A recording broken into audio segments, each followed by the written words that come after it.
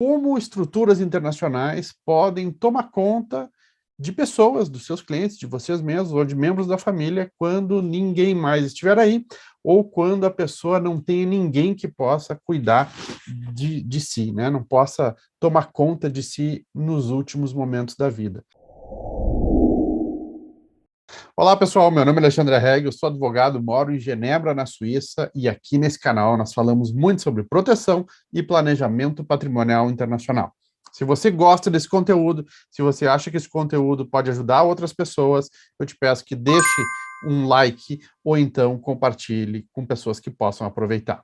Hoje eu quero falar para você sobre algo que muito pouca gente sabe, que é como estruturas internacionais podem tomar conta de pessoas, dos seus clientes, de vocês mesmos ou de membros da família quando ninguém mais estiver aí ou quando a pessoa não tem ninguém que possa cuidar de si, né? Não possa tomar conta de si nos últimos momentos da vida. Geralmente, os casos que envolvem doenças terminais ou doenças degenerativas, onde as pessoas aos poucos vão perdendo a capacidade de administração da sua própria vida, é de muita preocupação. Então, nesses casos, nós conseguimos montar uma estrutura fiduciária no exterior. Eu vou falar de uma mais comum, que é o trust. A gente consegue montar um trust, onde dentro desse trust nós vamos conseguir trabalhar todos os desejos daquela pessoa, desde a forma como ela vai ser cuidada, por quem vai ser cuidada e onde vai ser cuidada.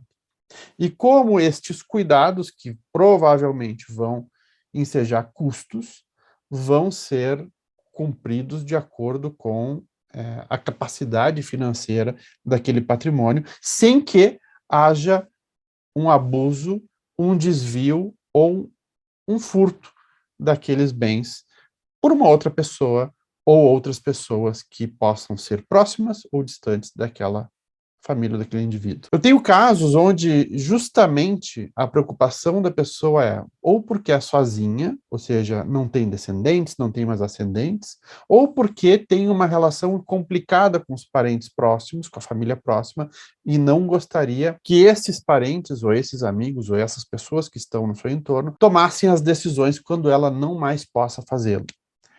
E isso acontece muito mais seguido do que nós pensamos.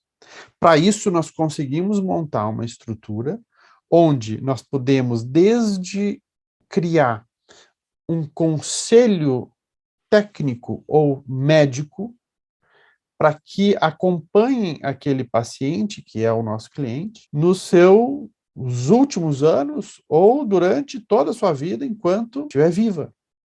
E mesmo o que fazer depois do falecimento. Então, esse tipo de casos são os casos mais emocionais, eu diria, porque não é fácil, às vezes, para uma pessoa pensar na sua morte, ou pensar na evolução de uma doença. São casos sensíveis, são casos que nós temos que trabalhar com muita cautela, muita paciência e muita compaixão, porque as pessoas deixam nas nossas mãos o controle das suas vidas. Então, para exemplificar, um caso que eu tive já lá no início da minha carreira, né, isso lá em 2012, foi o primeiro caso desse tipo que eu tive.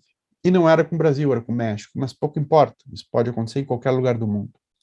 Um senhor, já nos seus 70 e poucos anos, tinha uma doença degenerativa, que aos poucos ia perdendo a capacidade cognitiva. Já não reconhecia muitas das coisas, mas antes que perdesse a sua capacidade de direção, conseguiu montar uma estrutura com auxílio de um dos seus filhos, que também era doente, determinando quais seriam os cuidados que ele gostaria que houvessem com ele, com seu filho, em relação ao tratamento médico, à internação, aonde ele estaria abrigado, por quem estaria abrigado, bem como o seu filho, quando ele não pudesse mais compartilhar da vida comum, e o que aconteceria caso sobrasse alguma coisa do seu patrimônio. Geralmente, nós temos que trabalhar aí com uma equipe bem grande, multidisciplinar. Temos que trabalhar com psicólogos, temos que trabalhar com um especialista em governança familiar, temos que trabalhar com um contador, com um escritório contábil, preferencialmente, e com, muito importante, um planejador econômico financeiro. Porque se a pessoa hoje tem 10 milhões de algum dinheiro, seja lá dólar, real, o que seja, nós temos que fazer uma planificação de o quanto aquele patrimônio vai conseguir se manter. E como fazer para que aquele patrimônio continue sendo investido, gerando renda para que mantenha aquela situação.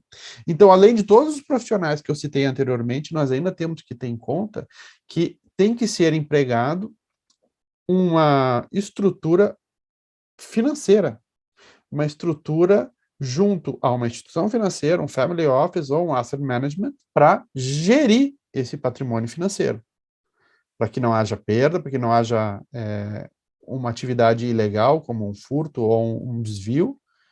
E então, nós criamos um primeiro comitê, que é um comitê técnico-médico, um segundo comitê, que é um comitê de governança, e um terceiro comitê, que é um comitê de investimento.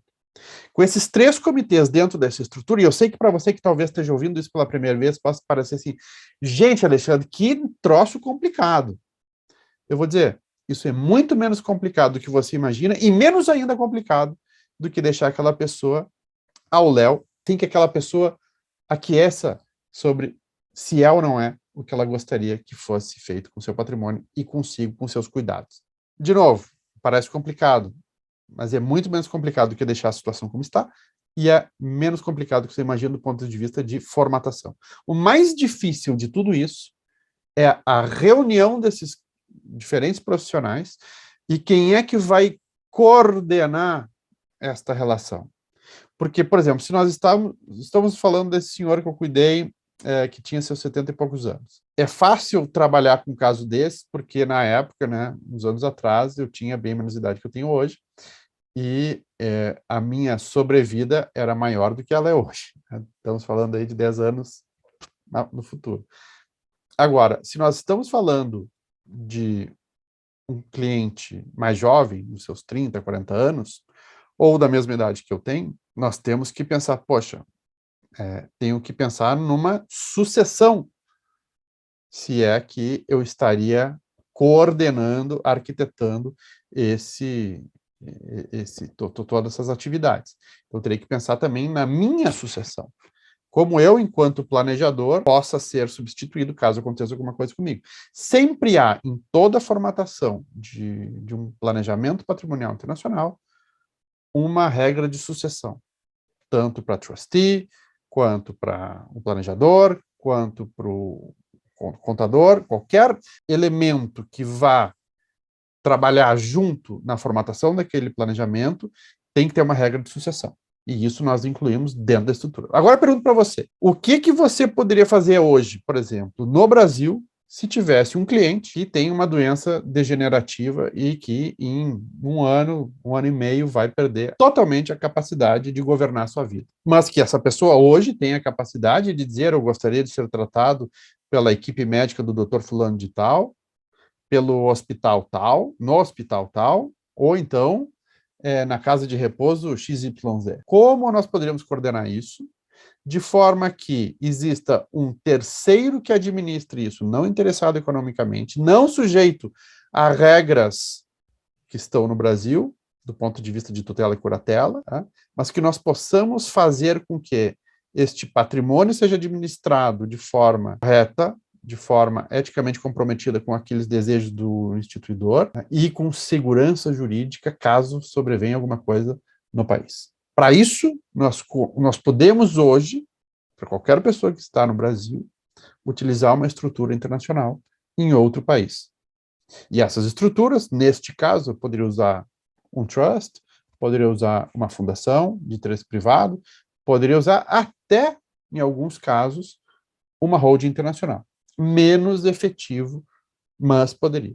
O trust e a fundação de interesse privado oferecem muito mais recursos para gerir esse tipo de situação. Então, o que eu quero dizer para vocês é o seguinte: se vocês têm na sua família, seus clientes, no seu entorno, pessoas que têm uma situação parecida com essa que eu descrevi, de precisar de cuidados em função de uma doença degenerativa, que essa pessoa vai perder a capacidade cognitiva de administrar sua própria vida, ou uma pessoa que precise de cuidados para algum ente querido seu. Por exemplo, tem muitos casos de avós que cuidam dos netos que têm um problema. Só que os avós sabem que vão partir mais cedo. E aí quem vai cuidar daquele neto, daquela neta, daquele sobrinho, daquela pessoa, da família? O próprio filho, né? Às vezes eu tenho casos aí, 2 casos de pessoas mais velhas, que tiveram filhos mais velhos, né? E que os filhos, os descendentes, têm um determinado tipo de problema. Ou de saúde, ou psiquiátrico, e precisam de cuidados. E como administrar esse patrimônio, né? Então, isso que eu queria dizer para vocês. Existem muitas opções, muitas soluções fora do Brasil que podem ajudar pessoas que estão no Brasil. Se você gostou desse conteúdo, eu te peço que deixe um like, compartilhe com quem possa interessar. E se você tem algum comentário, algum questionamento ou alguma crítica, deixe aqui nos comentários abaixo. Eu vou ter o maior prazer em te responder e também de aprender contigo. Até uma próxima.